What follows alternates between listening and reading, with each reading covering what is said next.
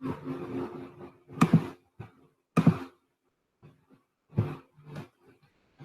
good morning, everyone. I'm Arya Jan. I study in ninth grade, and now I'm going to show you a presentation on logistic regression. So, what is logistic regression? So, basically, there are two types of machine learning. One is regression, and one is classification. So, logistic regression falls in the category of classification. So, in classification, as the name suggests, we divide data into different classes. For example, if we have pictures of dogs and cats, through classification, we can differentiate between the pictures we have by using parameters like the eye size, the nose, the size of the nose, etc. By using input as pictures of dogs and cats through AI. So, in logistic regression, we show the relation between two or more variables to classify our output as true or false. For example, if we are making a program to tell whether a person has a risk of getting a heart attack in the future, we can tell that using logistic regression. So now I'm going to present my project diabetes prediction model, which is a logistic regression model. So in this AI model, I have built to predict if some person has a risk of getting diabetes or not. In the data set that I have taken, we have 8 parameters to test whether the person has diabetes or not, which are the number of times pregnant, plasma glucose concentration, which is the 2 hours in an oral glucose tolerance test,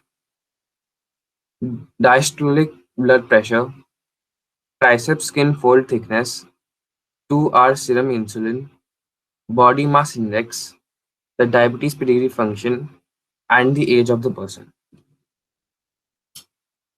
So now I'm going to show you my code.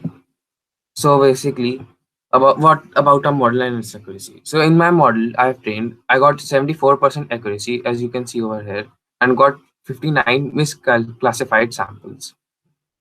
So according to me, 74% accuracy is a very big achievement because in real life situations, we have to get more than thousands of data points and we have to cover all the parameters.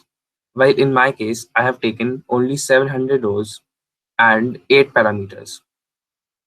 If we take thousands of data points and cover all the parameters, still it's very difficult to even get 90% accuracy. The graph that you see on the right is the result of my program. So this red area depicts 0, which means false, and the blue area over here depicts true, which is 1.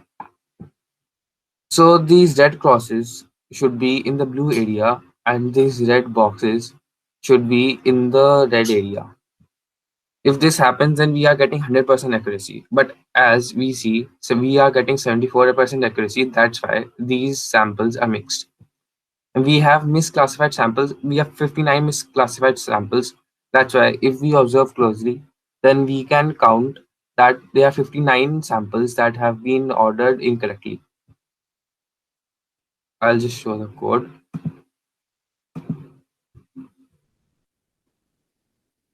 So this is the code of my model. So in the first cell, I've imported all the libraries that we need for logistic regression. Then in this cell, I have imported this PIMA Indian diabetes data set, which I'm using. So this is a data set. I have 756 rows, 68 rows, and 9 columns. The first 8 columns are the parameters that have been taken, and the ninth row is the output. The parameters would be considered in the x variable, and the output would be considered in the y variable. In this cell, we are pre-processing the data. So basically, we are pre-processing the data so that we can decrease the complexity of the program. So over here, we are taking pregnancy more than 8 should be 8. Then we are categorizing the age into 5 buckets. So first category is age less than equal to 30 should be categorized as 1. Age more than 30 and less than equal to 40 should be categorized as category 2. The age more than 40 and less than equal to 50 should be categorized as category 3. The age more than 50 and less than equal to 60 should be categorized as category 4. And the age more than 60 should be considered as category 5. Then in the cell, we are creating the x and y variables. So in the x variable, we are taking all the rows and the first and the fifth column.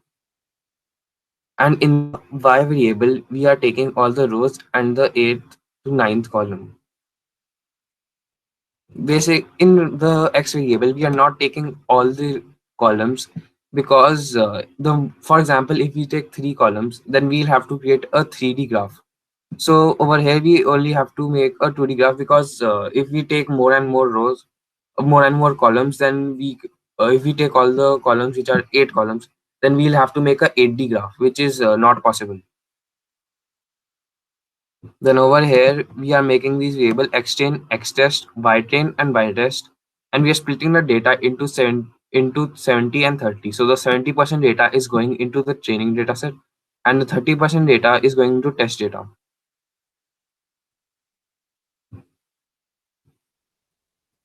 So over here, then we are training and evaluating the data. So we are creating the ypred variable in which we are predicting the xtest data, which we have taken as example to test the accuracy of a model.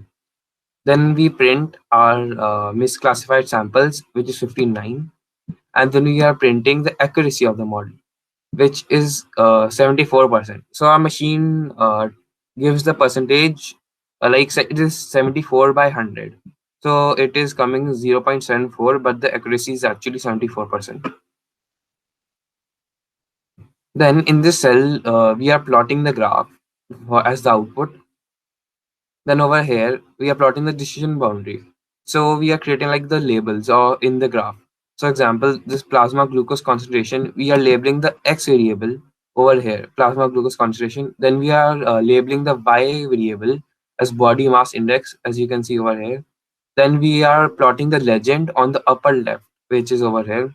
Then we are plotting the title with diabetes logistic regression over here. So this is the graph. This is the same graph over here. So this is the whole fully trained and tested data set data model. So that's it from my side. Thank you.